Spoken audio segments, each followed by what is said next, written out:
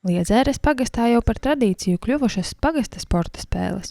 Jau vairāk nekā 10 gadus šis pasākums pulcē gan pagasta, gan tuvākās apkārtnes iedzīvotājus, kas vēlas aktīvi un sportiski pavadīt dienu brīvā dabā. Mēs cenšamies katru gadu sarīkot pagasta sporta spēles, jo pasākums katru gadu ir apmeklēts, un lai gan katru gadu gribās teikt, ka šoreiz pēdējo reizi, jo organizēšana prasa ļoti lielu enerģiju un nevienmēr tās naudas pietiek, lai gribās visus apbalvot, visiem paldies pateikt.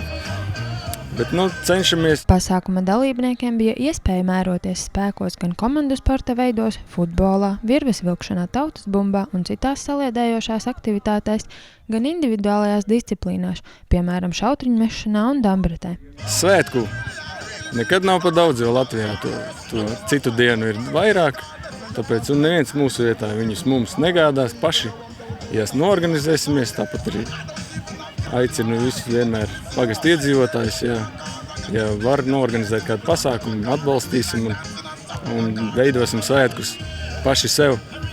Negaidīsim, kāds nāks no malas un taisīs tos svētkus. Šādas sporta spēles nebūtu iedomājamas bez pagasta iedzīvotāju sadarbības un entuziasma gan piedaloties, gan atbalstot pasākumu. Viens vārds saliedēšanās.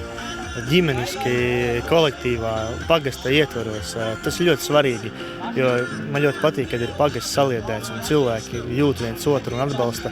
Tas ir ļoti, ļoti svarīgi, un ja ir grūtāki laiki, tad vienmēr ir vieglāk pārdzīvot un būt kopā. Un tas ir veids, ko teiksim, var panākt ar šādiem pasākumiem, un tas ir ļoti atbalstām un ļoti patīkami. Pozitīvas emocijas, aktīvi pavadīta diena un saliedētība ir lietas, ko katrs pasākuma dalībnieks guva no dalības sporta spēlēs.